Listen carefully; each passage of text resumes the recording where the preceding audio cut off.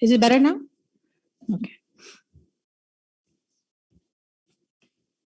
So moving on to the second session of today's conference.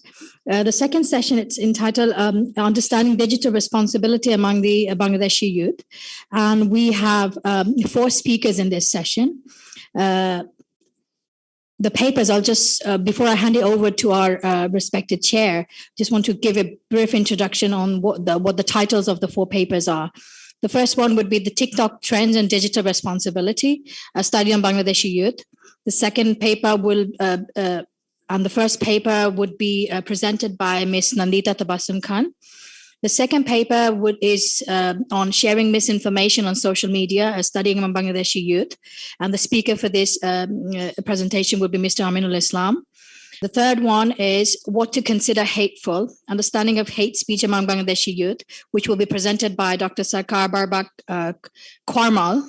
And the final one is on social media usage of young Bangladeshi politicians, which will be presented by Ms. Dilshad Hussain Dodo. So for the speakers, just to sort of bear in mind is that you'll have 12 to 15 minutes for your presentation. And we want to wrap it up by 12 o'clock because we have the inaugural session, which will start right at 12. So the chair for this session is Professor Dr. Jude William Janelo. I'll be passing it over to Dr. Jude. Professor, over to you.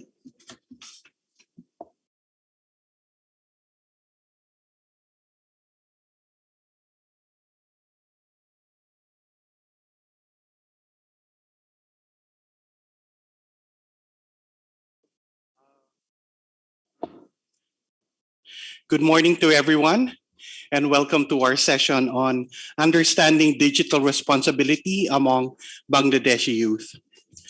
With the Bangladeshis getting more digitally connected, communication scholars have started moving their attention away from the digital divide issues towards digital inclusion and towards digital citizenship. The digital divide concept, simply put, segregated the world into 2, those with computers and internet and those who did not. Digital inclusion looked not only at access to the computers and internet, but also to the adoption and applications of digital technologies. With the rapid penetration of IT in Bangladesh, scholars are now moving towards digital citizenship.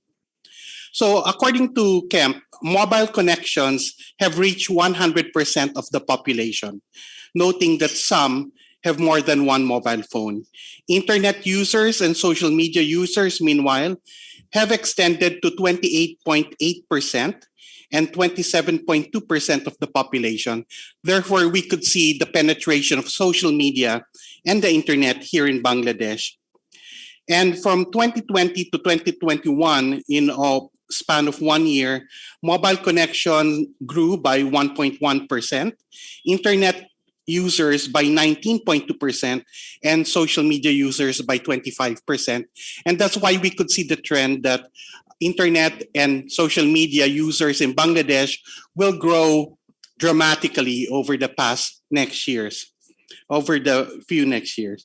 Okay, so in this scenario, we, scholars in Bangladesh, we are now interested to look at digital citizenship because more and more Bangladeshis are becoming netizens. Okay, so they have the ability to use IT in order to engage in society, politics, and government. Now, when we talk about the concept of digital citizenship, we're actually looking at 9 elements. And one of the elements is digital rights and responsibility. And that is actually the topic that we have today, looking at one of those 9 elements. Because the youth now are considered digital natives, and it is for us to make them understand what is their responsibility when they go online. They need to be responsible on what they post in social media, as well as report any inappropriate content they find on the internet. They have to be diligent in reporting any abusive behavior in cyberspace. So in light on this, we have 4 papers to look into this digital responsibility among the Bangladeshi youth. The first paper looks into the responsiveness of the youth to report on controversial mobile app TikTok, which has been blocked in the country for its inability to take down inappropriate content. The second paper looks at reasons why the youth share misinformation, disinformation, and fake news on their social media platforms instead of reporting. So they share instead of report. The third paper looks at the mechanisms that would identify and remove hate speech in Bangla language. So I think we have heard that in Facebook or in Twitter, there are now apps that identify language that are considered hate speech, but there's nothing in Bangla. So that's the third paper, and it would try to explore that. And the fourth paper would look at young politicians in Bangladesh and what are their concepts of propaganda. And how do they use the social media? And do the young politicians in this country, are they responsible digitally on their social media platforms? So I think it's a very interesting mix of papers that we have here. Okay. So, well, our first speaker is not here today. She actually had an emergency. She was not feeling well, but we have her PowerPoint, and we would like to, I could share it for, okay.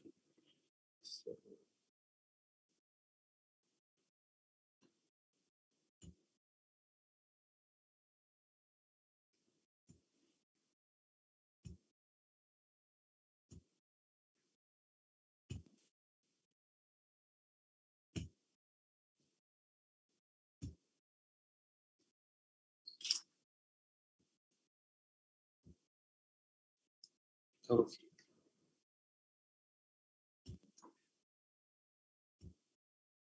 Okay, so the first paper was done by Ms. Nandita Tambasum. She is our senior lecturer at the Department of Media Studies and Journalism, University of Liberal Arts, Bangladesh. Okay. So the title for papers, The TikTok Trends and Digital Responsibility, a study on the Bangladeshi youth. Okay, so, well, okay.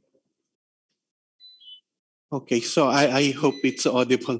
Uh, so I hope it's audible also to the online audience because I was muted. Okay, so I was also removed from video. So, uh, okay, so that according to the literature that she has, she's showing that in Bangladesh, TikTok is very popular. And in fact, it's one of the top free mobile apps being downloaded in Bangladesh and also all over the world. And one reason that it is popular is because of the algorithm in TikTok, which provides equal space for users. Meaning to say that even though you just have a few posts or a few videos, you have an equal chance of getting into the algorithm of other people. And that's why there's a better chance of becoming popular in TikTok over others like YouTube and Twitter. Okay, and then despite the huge popularity, there is also the issue of digital responsibility because many countries have started banning or regulating TikTok on moral grounds. But I think it's not only moral, it's also being regulated based on political grounds. So the social media creates a space for hyper-personal communication in computer-mediated context based primarily on speech. Users adapt to the context using available means to convey emotions. Okay, and what's interesting with TikTok is that you just have a few seconds to be able to deliver your message. And actually, if you look at this nature, it would be similar to advertising, wherein it's so expensive to go on air on television, you only have 10 seconds or 15 seconds to convey your message. And that's why you have to make each second count. And it's the same way when you try to look at TikTok, you only have a few seconds, and therefore each second has to count to be able to get more audience or get more reach. And it's also in a way very easy because you only have a few seconds to fill in content. And that's why it's very easy for even young people to be able to use TikTok. And sometimes when they're just waiting for their food in a restaurant, they can already TikTok. So social media platform provide affinity spaces for diverse participants. And that's why if we look at the TikTok users, they would be diverse, urban and rural people, young, mostly young, but also older people do this. And then the content is diverse. Some dance, some models, some whatever they're actually doing at the moment. But it also poses particular risks and challenges for the youth, including privacy issues, potentially adverse effects on self-esteem and individuality, and informational challenges, because we know that many people can because you make yourself vulnerable to criticism when you post something on TikTok, and therefore your self-esteem can really get affected by this.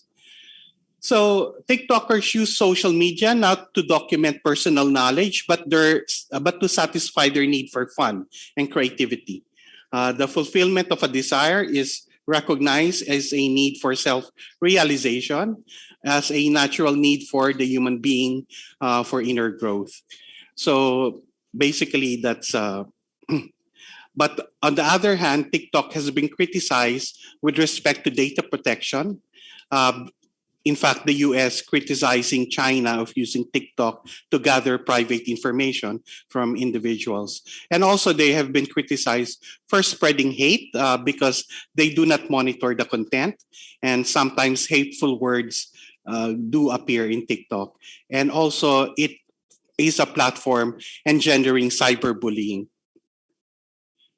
Okay, and for these reasons, Indian government banned TikTok.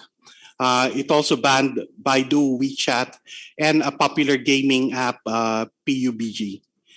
Okay, and then Pakistan also sent notices to the manager of Tinder, Grindr, and other dating apps, claiming they do not adhere to local laws and they disseminate immoral content. But Article 19, which is a human rights organization, they said that what constitute public morals should not be based on principles exclusively said by a single entity. Okay, so a survey was done, and these are the results of the survey. I think there were 200 respondents to it. So the youth were asked, do you think TikTok is popular among the youth? And 32%, so these are Bangladeshi context. So 32% are in agreement. Yes, it is popular. So not that popular if it's just 32%.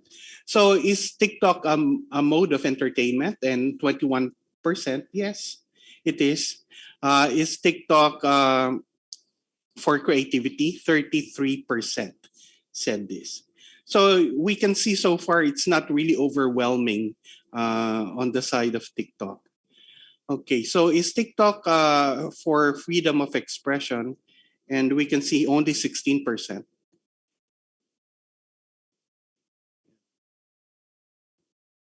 Okay. How about the youth perception about ethics? So only 23%. Does TikTok violate privacy? 20%. Okay, so these are now in favor of TikTok because only a few think that. And then should TikTok be banned? And only 16% said, yeah, TikTok should be banned. So the youth basically like TikTok. And then are the youth digitally responsible when they use TikTok? And 16% said, yeah, the youth are digitally responsible. So it's showing they like TikTok, but youth are not also digitally responsible. So you could see mixed signals in this survey on why it is that way. Okay. So basically, those are the the results of the study done by Nandita. Unfortunately, she's not here. That's why uh,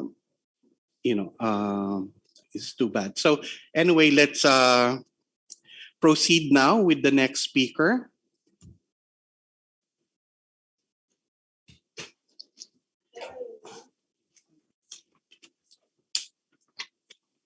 So the next paper is about sharing misinformation on social media, a study among the Bangladeshi youth. This paper is being presented by Muhammad Aminul Islam. He is a lecturer at the Department of Media Studies and Journalism, University of Liberal Arts, Bangladesh. He's also the coordinator of Axis Media and Information Literacy, which is an outreach program of the department to promote media and information literacy in Bangladesh. So he received his master's degree from the University of Rajshahi and his bachelor's degree from the same university. He has received a postgraduate diploma in journalism from the Asian College of Journalism in Chennai. His research interests include communication in healthcare, media psychology, cyber psychology, and social network analysis. So let's call Aminul here.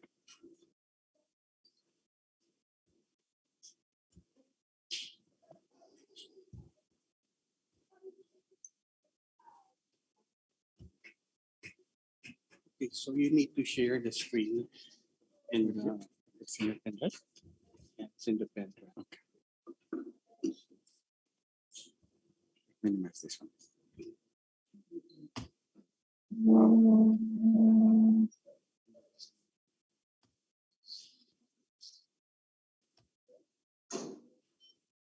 Be sure. Yes.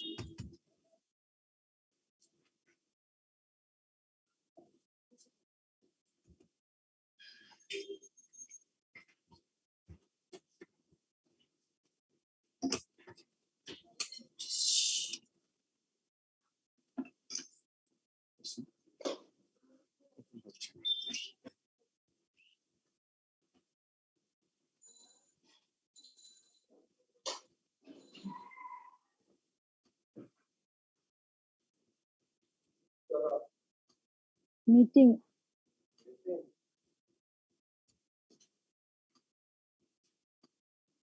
Oh. Okay. Yeah, wait.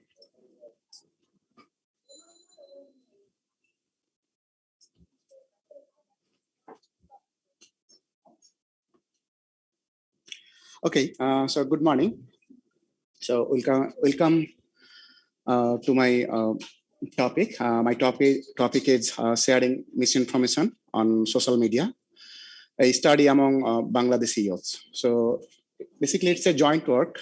So my co-authors are Dr. Barbara Karmal, and I have with Dr. Jude William Henel also. And before beginning my discussion, I must mention that it's a actually it's a regular activities and regular part of research activities of XSMIL. And I must acknowledge my volunteers, so the people who are working with the XSMIL. And as Dr. Jude has mentioned that I am also a coordinator, the coordinator of the XSMIL. It's an outreach program of the Media Studies and Journalism Department. And basically it works for promoting media information literacy among young people in the country. So we have a group of student volunteers. So basically, the volunteers are the people who are behind the scene and who actually conducted the research. And I was actually with them, and we guided them in that process. And we do conduct such research on regular basis, and this is on and in work in progress. So actually, the work is in very early stage. So ICSSH do conduct workshops, webinars, and research, and have collaboration. We have collaborations with several NGOs and global organizations, and even we are working also in CTV. So as a part of the ICSSH, so ICSSH, I am as a coordinator of the ICSSH, I am also the joint secretary of for the South Asia of GAPMIL. It's an UNESCO's body. So let's see. Let's begin my discussion. So it's a background. If we have a look, that we are living in an age where there is a huge an overflow of informations, and that is most scholars are describing the overflow of information as information disorder, and where there are different type of multiple forms of information are there.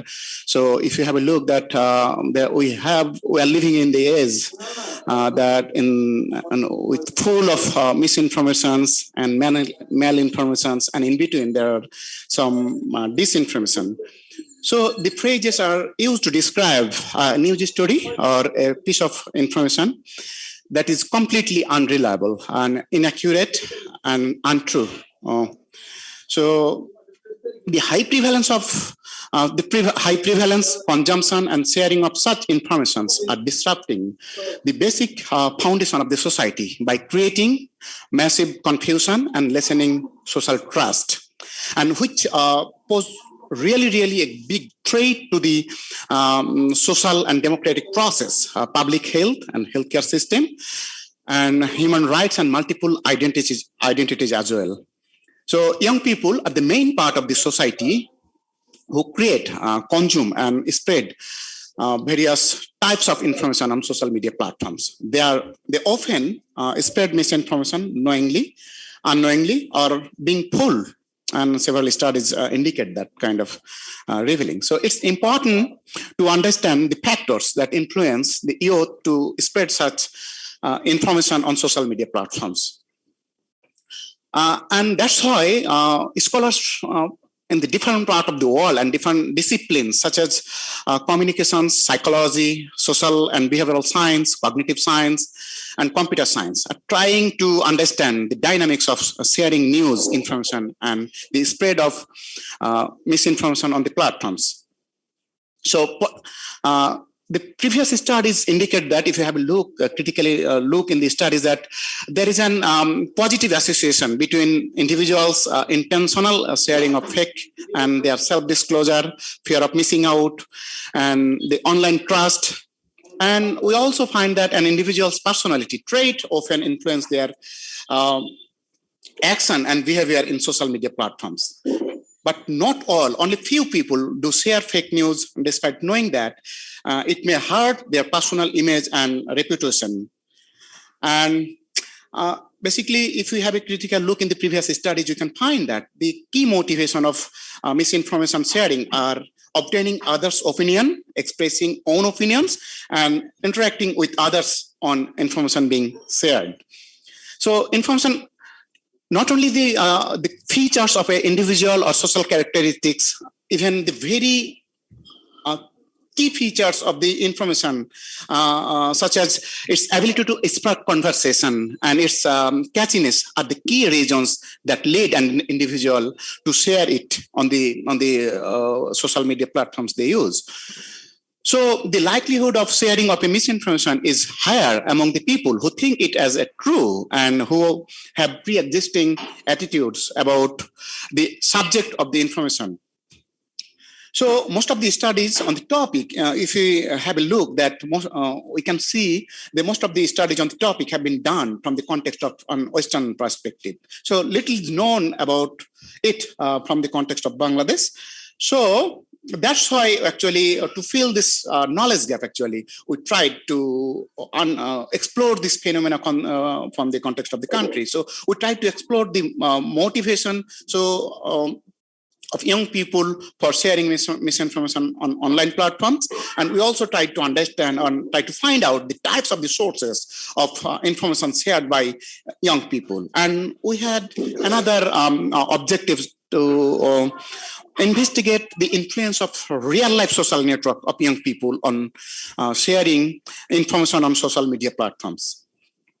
So we adopted multiple methodologies to investigate this phenomena. From basically it was a quantitative research, and we conducted a cross-sectional survey among young Bangladeshis, and most of the participants of the research were over 18 years of 18 years old, and semi-structured questionnaire survey. We conducted this survey through Google Form, and we took the informed consent from the participant. And at the very beginning, they had to, before actually giving their responses, they had to put their consent, and then after that, they could fill up the questionnaire. So basically, we did analyze the data by using a special package for social science, and through the survey, we got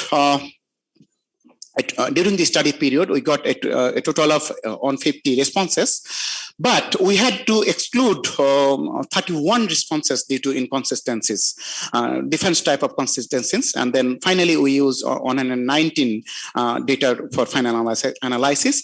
And we performed actually the descriptive statistical analysis to find out the insight and the results from the data we gathered. So if you have a look in the in our findings and discussions, then we can find that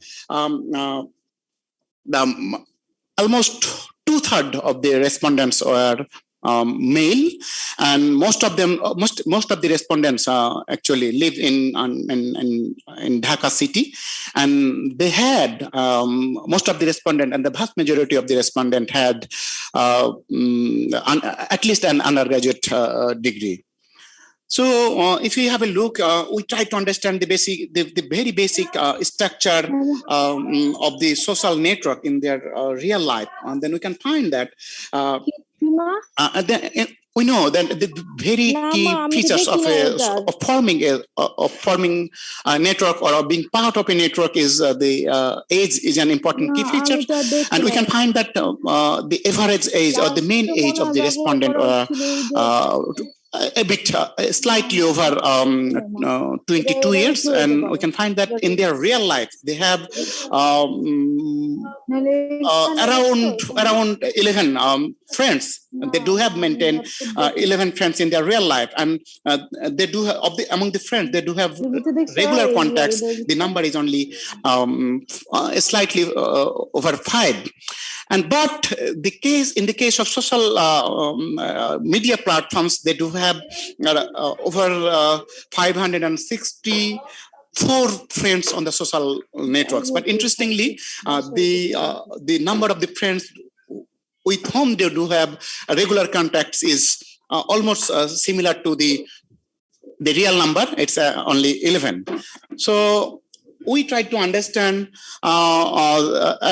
the behavior of sharing information on the social media platforms. Then we can find that most of the participants actually they do, irrespective of their gender and their residence of living actually. So they usually share links of the news story or any piece of information when they come across on the web platforms. Then, and interestingly, we can find another interesting finding is that in the past 1 month,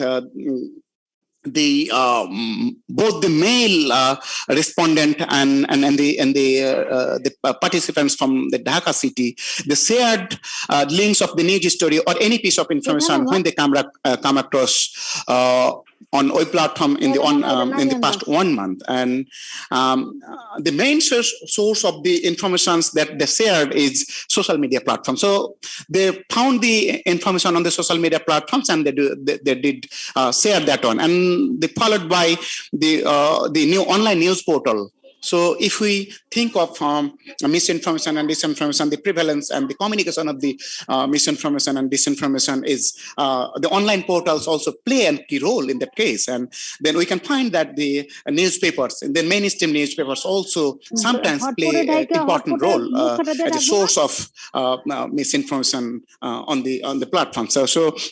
So we can find that TV is the least actually source for the sharing the misinformation on the social media platforms. And in the most cases, we can find that actually the young people do share the information, the piece of information they do find on the social media platforms, and they do share it to confirm their existing beliefs. And that is actually labeled and called as we can say it's for the confirmation bias. And another factors for sharing social media information on the social media platforms is something like echo chamber. So the dynamics, if you try to understand the dynamics of echo chambers, actually we can find that actually the young people do share such information actually to be appreciated by their friends. So thinking that if they do share some information, they're the friends on the social media platforms and their friends in the real life, they will share. They will be appreciated by their friends. And most importantly, actually, when do they share this sort of information? They think that the friends will spread their thoughts and likings. So it's the sharing of information on the social media platforms from the desire of being spread and spread of their thoughts and likings. It's an important indicators of the basic instinct of human being actually. So we can another important factors we found that actually which is very much important, and here we are working to raise this awareness among the digital literacy, news literacy. So XSMI is working here in this point. So we can find that due to lack of the news literacy, digital news literacy, most of the young people do share the content they do find on the social media platform without thinking its original source, which is very much disastrous and very much risky, because without knowing the original source, so then there is a possibility of sharing misinformation, malinformation and disinformation, and actually hurting the society without knowingly. So and try to understand the actual why do the people do share this sort of information. And we live in our real life. We cannot actually free from our real life social fabrics. So we try to understand what is the role played by the social network in the real life. Then we can find that then the young people do share the information targeting the friends in their real life. So in most cases, the friends, the contacts, the relationship we do have on the social media platforms, and we do have similar relationship with the real life also, and they do target in most cases the friends, families, and acquaintances, and the relationships they do have in the real life. And if we have actually the summarize of the key findings, then we can find that so there is a strong association between, though actually I didn't put the table here, but the whole results are there. We're working on that result. There are a strong association between sharing information on social media platforms and the social media users confirmation bias, echo chambers, digital news literacy, and social media, social relationship in their real life. And there is an association between regular use of social media, encountering similar content. It's interesting finding. And most of the scholars from the social and cognitive science and neuroscience, they are working in this field. Even if you have a look, the scholars from artificial intelligence, they are working actually in this place. So the people, even if you have a look in our real life experiences, we do share and we do click on the topic that we do encounter in the regular basis. So it is an interesting finding we also found here. And there is a tendency to share that content. And the people often share content on the social media without thinking that it may cause any harm to the people and the society. They don't have that thought when they do share this sort of content. So the people share content on social media platform in another, if we expand our actually understanding, then we can find that actually mainly they try to confirm their existing belief without thinking much, and just for fun, and just they want to see such content regularly, because in most cases they do share because their friends will appreciate, and they think that the friends will spread their thoughts and likings, and sometimes they think that the friends and contacts may admire. And it's really actually the basic human instinct, and everyone wants to be admired, and they do share misinformation without thinking much about that one. And another key findings that we can find, that they do share such content without knowing whether it is true or false. So it is very much risky. Much more research is needed in this topic, and we are working in this field. So I hope that we can bring most or more insight on this topic in future that I had to tell you. Thank you very much.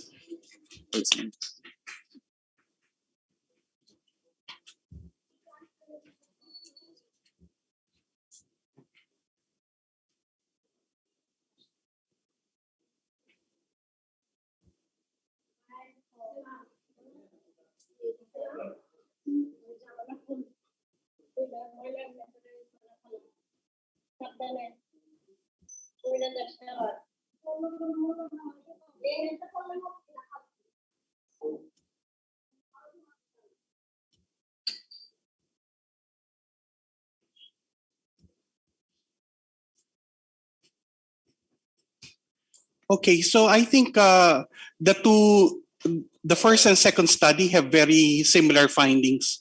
The first study showed that the youth were not really thinking about the potential harm TikTok can cause to individuals, and that they just see it as a form of creativity and a form of expression. And they do not really see that it can be harmful to self-esteem or to privacy or cyberbullying.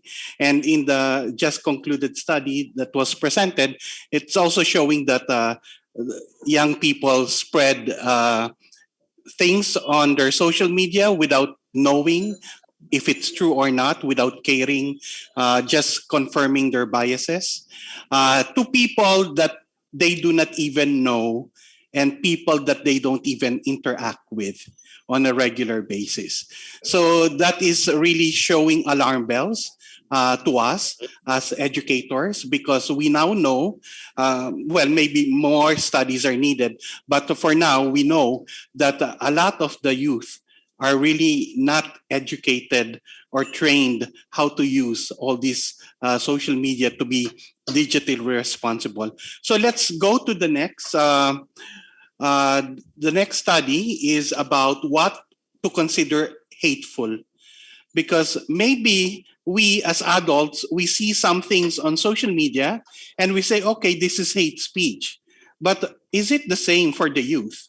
Maybe for the youth, there's a lot of bad words that are already acceptable to be said on a daily basis. So let's, and that's the beauty of this third study. The third study will be presented by Dr. Sarkar Barbak Karmal. He is an assistant professor, Department of Media Studies and Journalism, University of Liberal Arts, Bangladesh. He completed both his undergraduate and graduate studies in mass communication from the University of Rajshahi and his PhD from Ibaraki University in Japan. Before joining ULab in 2013, he worked as a researcher at the Graduate School of Science and Engineering, Ibaraki University. His research interests include ICT in communication and development, media studies, new media, communication for development, social network analysis. So, Barbak, you have the screen. You have the floor.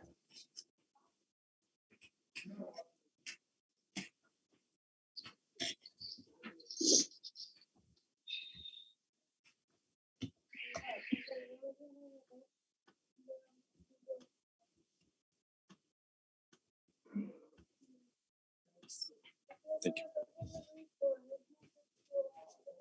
I have the floor after a long time. Meanwhile, we have been sharing screens, not floors. So it's really good to be here. And I bid you all a very good morning.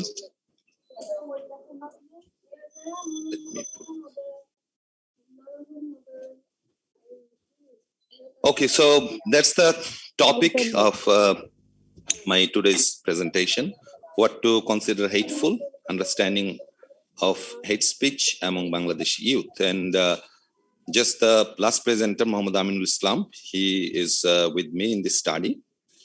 And in the introduction, Professor Jude said that hate speech is one of the global concerns now seen as a huge problem. And there are efforts to fight or combat hate speech online because online speech, especially social media, have become the prime channel for spreading hate speech. And there are efforts in other languages, especially in English, but there's nothing in Bangla. So as he said that we are trying to be in there, go in there to do something that hate speeches can be identified online when written in Bangla. That sounds like we are going to save the world, but please let us be grounded. We are just baby stepping in there. And this is the presentation I'm going to do here today. It's actually the very first step of this whole study and whole effort, and still ongoing. So there will be a lot of rooms for improvement, and I'll be looking forward to your comments and suggestions that how can we proceed with this, because this is such a complex matter.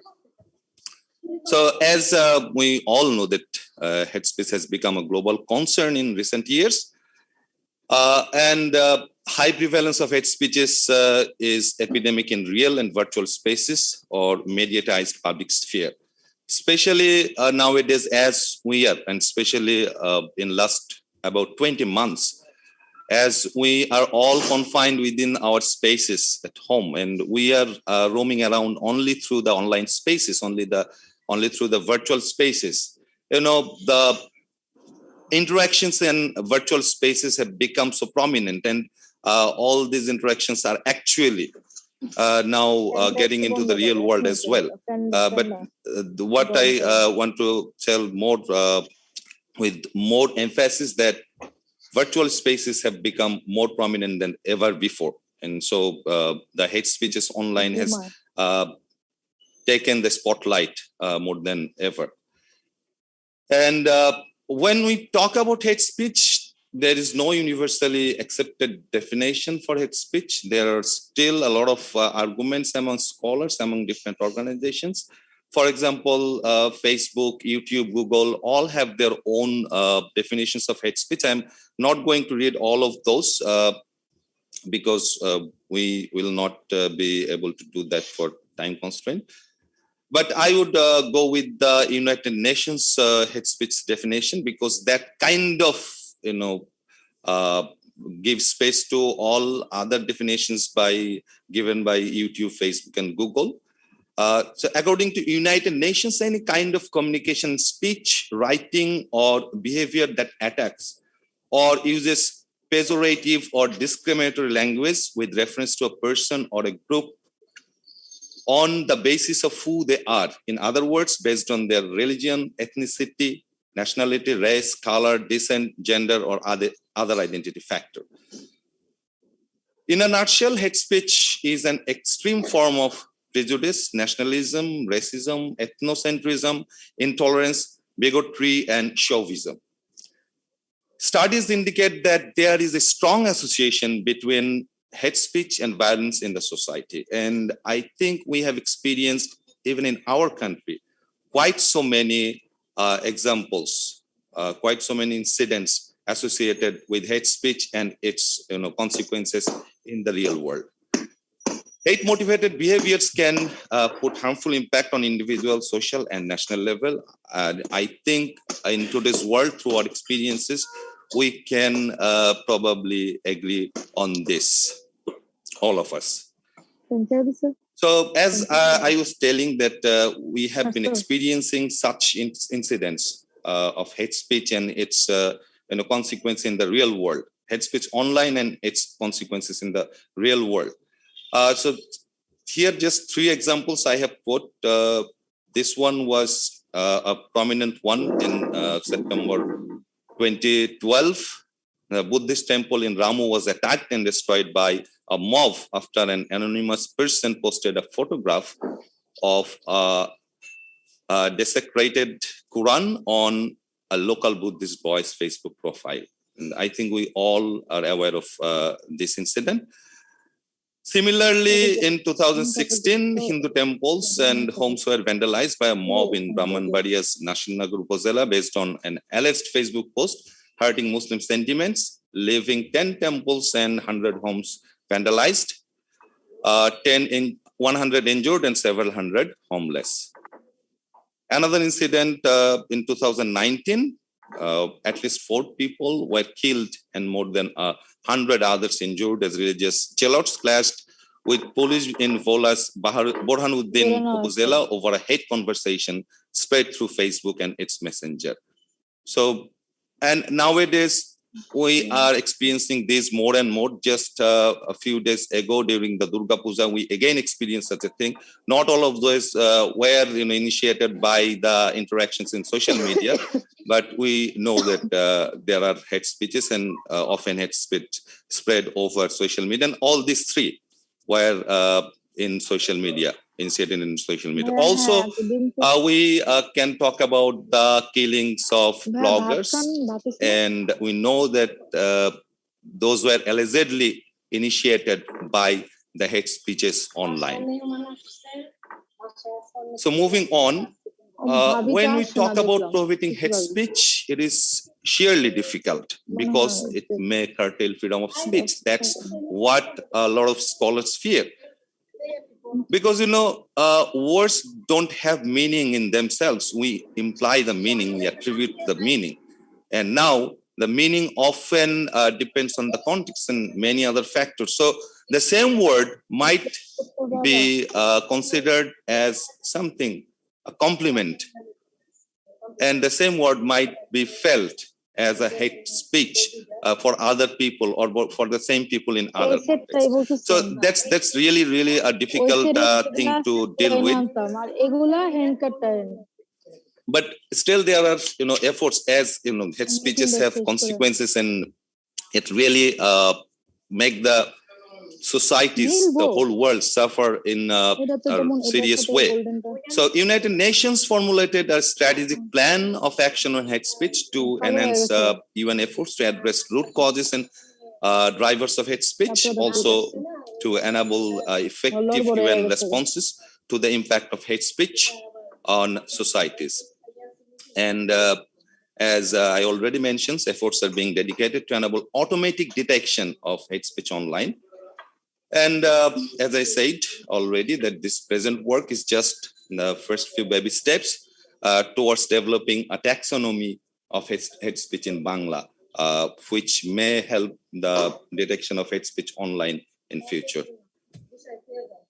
So here are the objectives: to investigate the understandings of hate speech among the Bangladeshi students belonging to the minority religions, to explore the views of the Said group of the phenomena in Bangladesh in terms of prevalence, types, perpetrators, targets, and victims, social impact, and possible solutions. To know the experience of the Said group regarding hate speech. And according to existing literature, you can see that here we are focusing in this part of the study, we are focusing on the minority students because according to the existing literature, also from our personal observations, we see that minorities, especially religious minorities, are the prime victims of hate speech.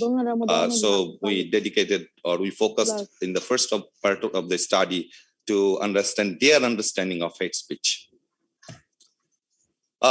We followed qualitative methodology and we conducted in-depth interviews through Zoom because the interviews were done earlier this year from February to April.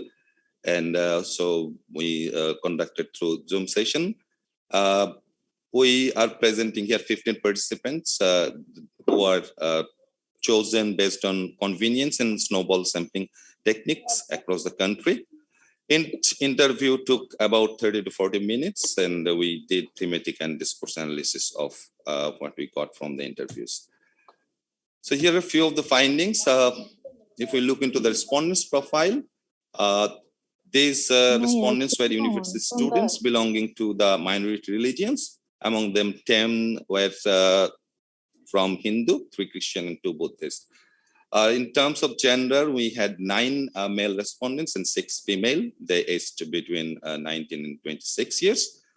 Origin, 8 were from urban context, 3 from semi-urban, and 4 raised in rural context.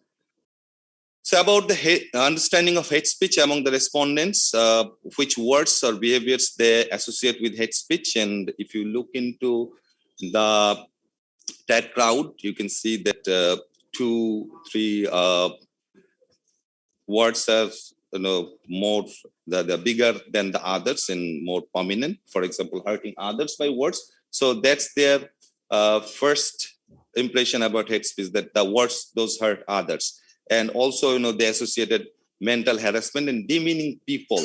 So demeaning anyone based on their race, gender, ethnicity, and all.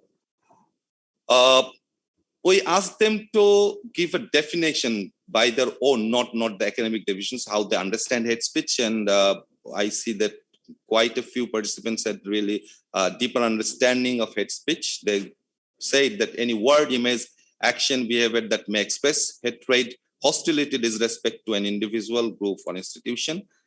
Another defined hate speech as a form of extremist communication brought out of sheer prejudice and hatred born against a certain caste, creed, religion, etc.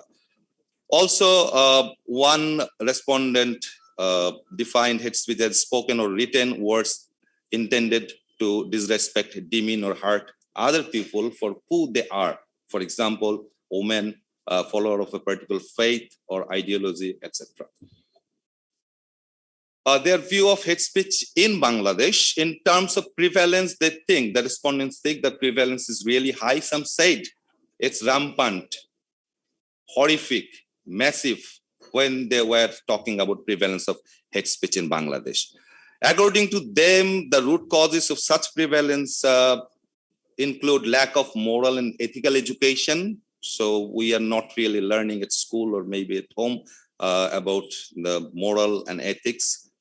Also superiority complex, unconsciousness about whether I'm saying something and whether that can hurt other people. We are not really conscious in many cases about that. So that might be a reason for using hate speech. And also they said that decaying moral standards could be a root cause for prevalence of hate speech. According to them, gender-based hate speeches are the most prominent, also religious and political hate speeches. So it's really, when it's gender-based, then I think it's not really religion-based. And probably if we ask the same question from people from other religions, we will come up with similar findings that gender-based hate speeches is one of the most prominent types of hate speech in Bangladesh. Main victims, as we saw that gender-based hate speeches are the most prominent, then women are the prime victims of hate speech. Also, religious and ethnic minorities, girls, people from third gender, also celebrities. Regarding the experience of hate speech among the respondents, most of them experienced it, and some said they face hate speech quite often. When they faced hate speech, usually their gender identity, faith, religion, body image were targeted in most cases. Most of them experienced hate speeches online, especially in Facebook, also in school, community, and streets. Perpetrators included friends and acquaintances, classmates, unknown people. When the hate speeches are about their gender identity, their religious and ethnic identity, then the perpetrators were mostly their classmates and acquaintances. They faced gender-based hate speeches from mostly unknown people. Okay. When we asked that, what did you do when you faced hate speech, or what do you usually do? Most of them said that we just ignored because these people would not listen. If we engage with them in argument, things will get worse. And as a conscious person, I cannot act like them. Using hate speech in response to hate speech will make me one of them.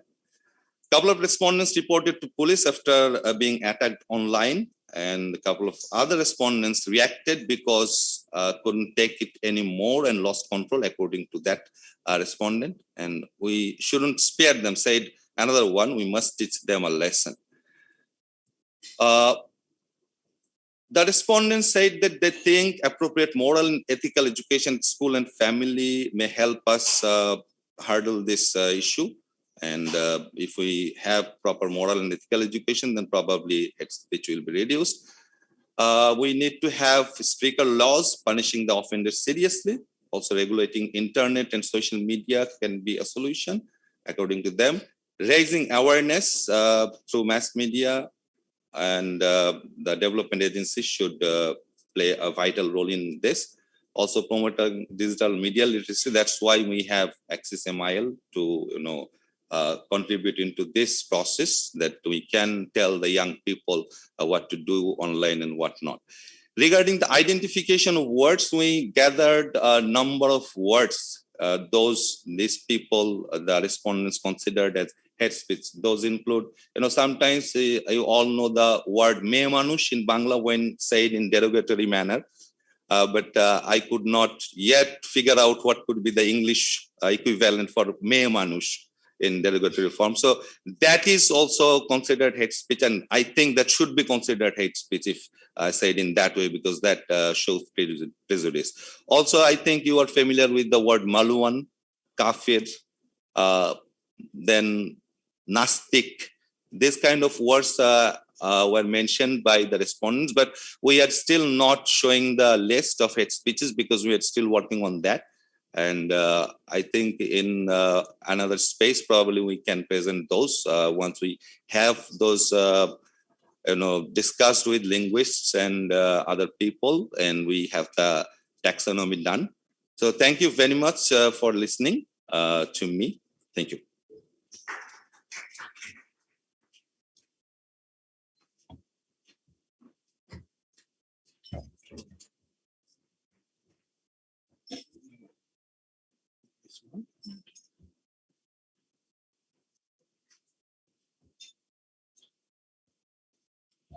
Okay, thank you very much, Dr. Barbak. That was a very interesting study because it focused on a particular group, which is religious minority. And we can see if you're a victim of hate speech, you are more knowledgeable about it and you can give better definitions and you can say right words, how to describe it.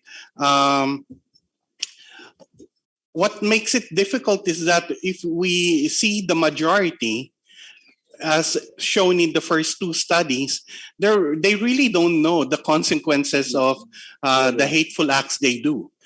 But the minority, being the victims of it, they know it very well, and they know its impact on their particular society. So let's move to the last paper, which is on social media usage of young Bangladeshi politicians, which I think will be very interesting, because if you're a politician, shouldn't you be more digitally responsible for what you're going to say? Or is being a politician a right and you can do all these nasty things on social media without consequences? So let's see the result of the study of Dilshad Hossain Dodol. She is a senior lecturer also from Media Studies and Journalism Department of ULab. She is responsible for courses relating to C4D, or Communication for Development.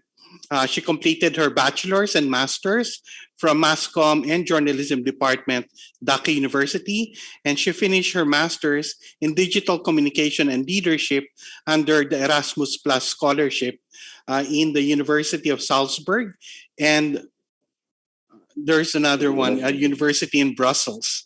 Okay, I cannot say the name. Okay, and she has been working also as a research consultant, and also did several developmental projects with BRAC, IOM, ActionAid, and also previously worked as a journalist for Daily New Age, ABC Radio, and Shamoy Television. So the floor is yours, Dilshad.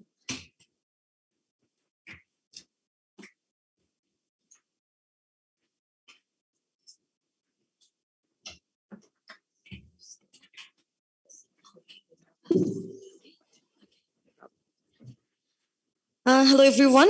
Hope you all are doing well.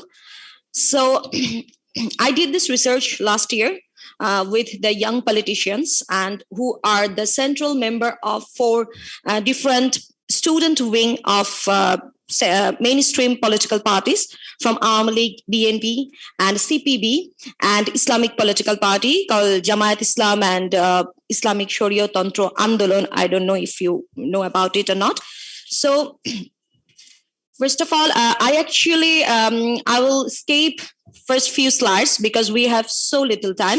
So I'll go to my findings actually. But just to that the political communication, like in most of the other countries in West and even in India, we see that the students and the political leaders actually use social media, especially Twitter and other social media, for political communication, and that is so common in Bangladesh as well. But as we found that in Bangladesh, the young politicians, even the politicians who are older, they don't use Twitter that much. So one of my objective of my research was like, I will explain the findings, that why most of the young politicians uses Facebook, but why they don't use Twitter. Because all around the world, we have seen that politicians nowadays are using Twitter more. But why this is not happening in Bangladesh? So it will be also included in my research. So in my presentation. So my research objective is the likeliness or unlikeliness of Bangladeshi young politicians to use Facebook and Twitter for mass political communication, and their experiences in using these platforms for political purposes, as well as whether they exercise digital responsibility in the process. And my research question is, to what extent do social media platforms help young Bangladesh politicians of Bangladesh fulfill their political communication objective, and why Twitter is not being used popularly by young politicians in Bangladesh for political communication. As one of our theme is digital responsibility here, through my research questions and my objective and my findings, I will explain that how the digital responsibility is by being maintained by the young politicians. So I did interview with 20 young politicians of Bangladesh. They all are from Dhaka University, as I've told you before. And so the sampling was snowball sampling. And my theoretical framework was digital public sphere. As we all know that Facebook and Twitter, we can consider them as digital public sphere. So most of the political parties where the politicians belong, as I said, Bangladesh Chhatra League, student wing of ruling Awami League, student wing of second largest political party, Jatiyotawadi Chhatra Dal. We cannot tell them the like Birothi Dal or something. Left-leaning political organizations, Communist Party of Bangladesh, Bangladesh Chhatra Federation, Bangladesh Chhatra Front, and newly formed student organization, if you know them, Chhatra Adhikar Sanrakhon Porishad, who actually did the movement for BCS quota, and Islamic Sharia Shashon Tantra Andolon. It's a newly formed student wing in Dhaka University who are mostly contained by students from madrasa. So I'm not going to tell the name of them, but there were 5 female politicians, participated in this in-depth interview.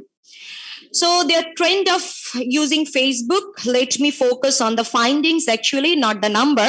So the Facebook is the most popular media among young politicians. And they are especially the young politicians who are from the ruling political party. They use Instagram, and it's becoming more popular for political communication as well, because they share their photos and their videos in Instagram to, grab attention from other political leaders from around the world, from other universities as well. And accounts of opposition party and newly formed students wing are not verified allegedly due to group reporting by activists from students wing from ruling party. There were accusation from the political leaders of opposition, and as well as like the students leaders from left-leaning political parties, that they face so much trouble while they are using Facebook or Twitter, because they are facing mass reporting by the student leaders of ruling political party, which is Bangladesh Chhatra League, and leaders from students wing, which is that leaders from student wings for ruling party try different social media platform. Most of them actually use Instagram, Facebook, and Twitter to express their views through the social media.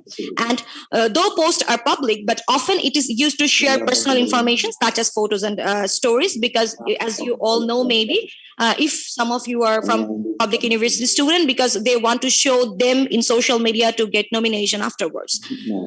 So instead of using Facebook, leaders from other organizations than ruling parties spends more time and give more posts in Facebook. What we have found that the leaders from ruling political party from Bangladesh, they don't spend much time in Facebook criticizing. Obviously they are not going to criticize the government. So the student leaders from other political parties, especially the opposition, they use most of the time to do their political campaign through Facebook.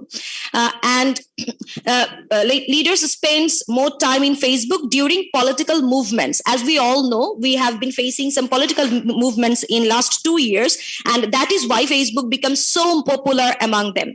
And leaders from newly formed political parties are most active in Facebook, because one of their leader, Mahmudul Hassan, who was in jail actually in last year, he said that because we communicate our message through Facebook, as mainstream media do not cover our activities much. They say that mainstream media like the television channels and radios and newspapers, they do not cover their news, so they use Facebook to circulate their information.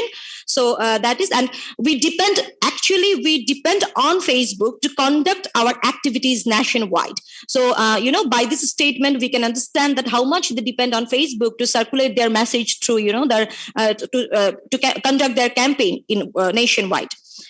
So nature of post, there are different type of nature of post, like the Bangladesh Chhatra League. The first one is I did from Bangladesh Chhatra League. They actually promote the positive activities of their party for ruling Awami League, promoting supreme leaders of the party, as we all know that, celebrating important days, circulating the news of organization activities, fighting fake news and propaganda of opposition party, and promoting leaders they follow. Most of the ruling party young leaders actually follow some specific leaders from their political party. So they also use Facebook to and fighting fake news and propaganda of opposition party, as I have said, promoting leaders they follow, and promoting personal political activities. What student wing for second largest political party do through Facebook and social media is promoting activities of their party, circulating message from supreme leaders of party. They said as their leader Tariq Rahman lives in London and often comes to live in Facebook to give them direction, they share his instruction among the activists through Facebook, and criticizing different initiatives, political and national, by ruling party, promoting their organizational activities and promoting leaders they follow. Nature of posts from left-leaning political organizations are they post news about organizing protest, then they use social media to organize protest and movements, criticize different initiatives from students and others by ruling party, conducting movements nationwide, promoting their ideology, and promoting the activities of their mother institutions, like for Bangladesh Chhat Union, it's Communist Party of Bangladesh, promoting their leaders, but they do not promote their self-activities through social media.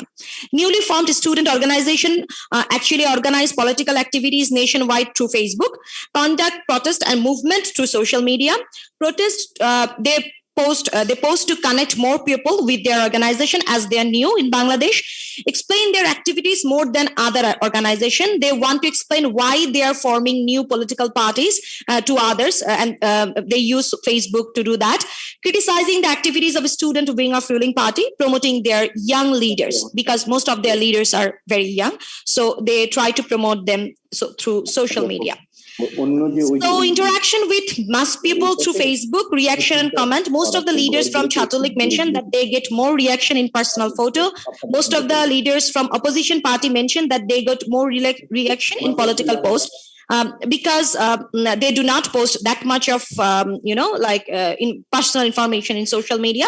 Leaders from left-leaning organizations and newly formed organization and prefer to not share their personal information in Facebook because as they said, the Akhtar Hussain from another Islamic Shashantantra Andolon, he said that we are being monitored and chosen not to share our personal life in social media because we are monitored by the government. So replying comments, 10 of the respondents say that they reply the comments related to the post, 2 of them reply all the comments, and 2 choose not to reply them all. And basically replying comments depending on the place of living of activists, replying depends on the pattern of comments, because regarding hate speech, 8 respondents actually involved themselves in logical argument. 3 respondents say that confronting hate speech if it harms party image, so they confront hate speech, and 2 respondents actually filtered their comments, and both of them are from ruling political party. So benefits of using Facebook, as they have said, that reaching maximum people, and Facebook is serving as an alternative media for leaders from second largest party and newly formed parties. As Mehdi Hassan said from Bangladesh Chatrodal, that Facebook is helping us to circulate real news about our activities, as mainstream media are biased towards government and often manipulate information. Therefore, party followers rely more on social media than mainstream media nowadays. Easy interface of Facebook, as we all know, easy to share news, photos, lives, and other contents and tag people, and that is why they prefer more Facebook than other social media. But there are challenges, because Facebook often remove or block accounts due to mass reporting. Most of the student leader from opposition party and the left-leaning and Islamic party said that they faced mass reporting. So, Facebook often remove or block their accounts. Legal boundaries set by the government to control social media usage, and also confronting fake news. So trend of using Twitter, as we have said that most of the young politicians do not use Twitter. So young leaders use Twitter mainly to follow their senior leaders who use Twitter actually. Only 9, I think, uses Twitter. Young leaders from Army League use Twitter to promote party activities in international public sphere. Leaders from left-leaning parties follow international leaders and tries to connect with leaders from same ideology. Most of them do not post content in Twitter, rather they retweet the post of their supreme leaders of other organization. The reaction on post in Twitter is very low, as they do not have much follower in Twitter.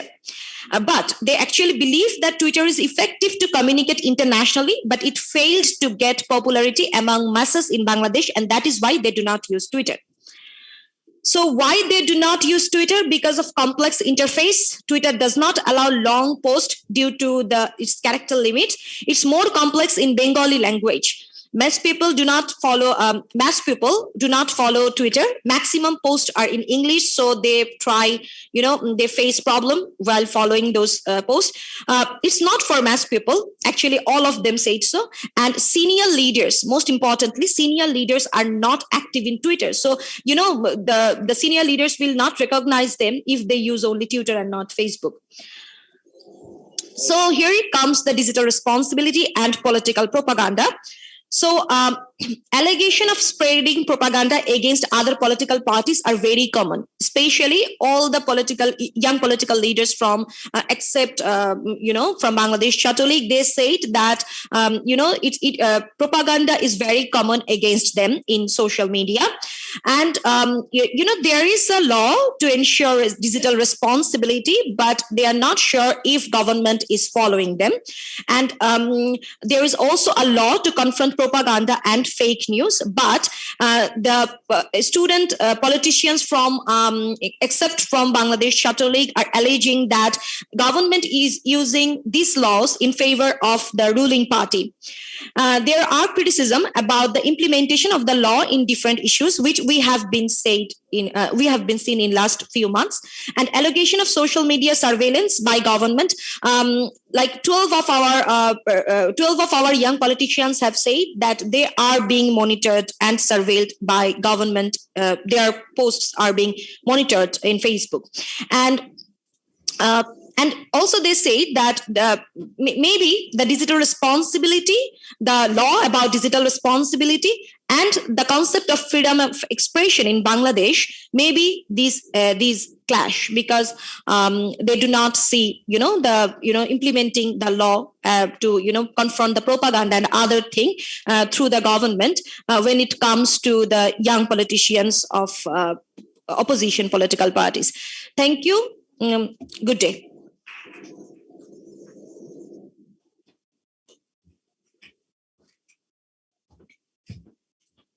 Okay, thank you very much, Dilshad. That was interesting to find out how young politicians use social media.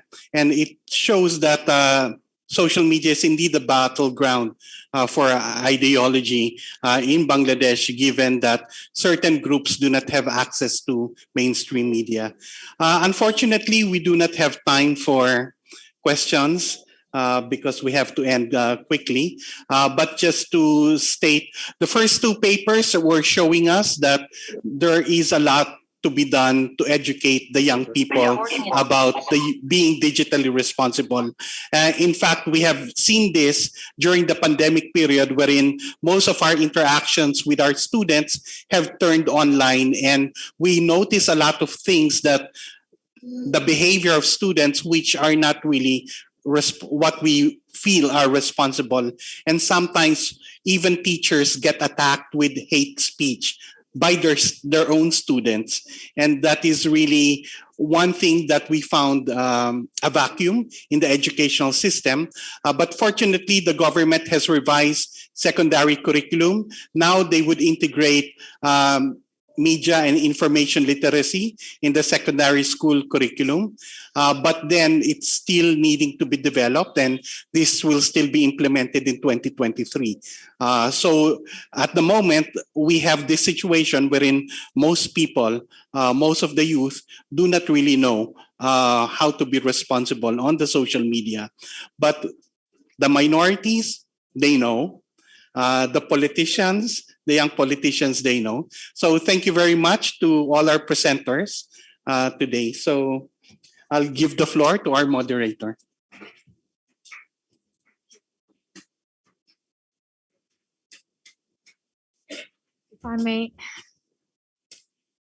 If I may call upon Ms. Dilshad Hussain to receive her certificate from our chair, Honorable Chair.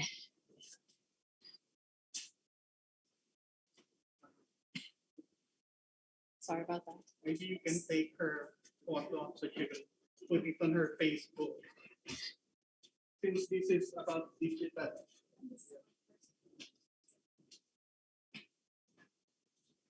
us these digital things, right?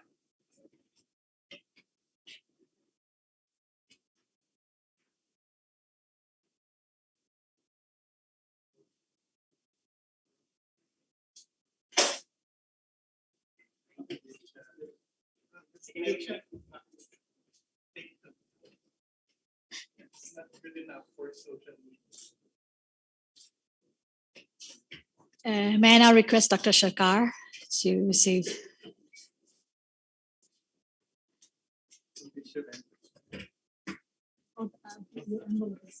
Just switch later.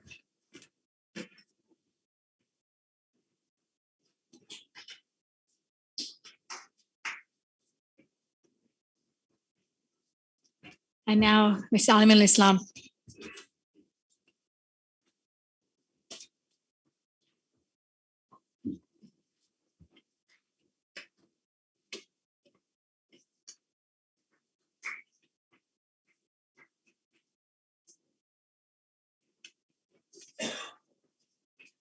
And finally, I would like to request Professor Jude to take Ms. Nanita Tabassum's certificate and receive it on her behalf.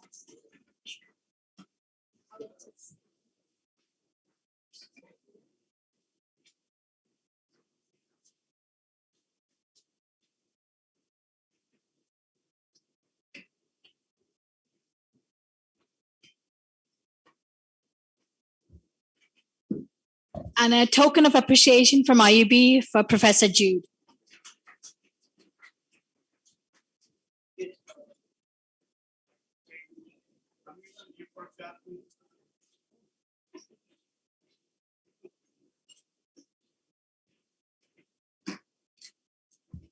Finally, ladies and gentlemen, we are coming to an end. And if I would like to request you to stick around for our inaugural session, which is about to begin in 5 minutes. Thank you very much.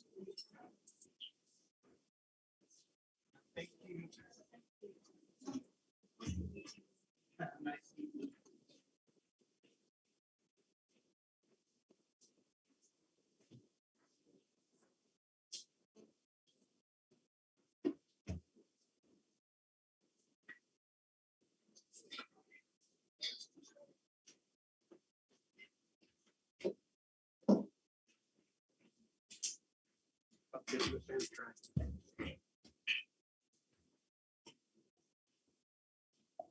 Just remove.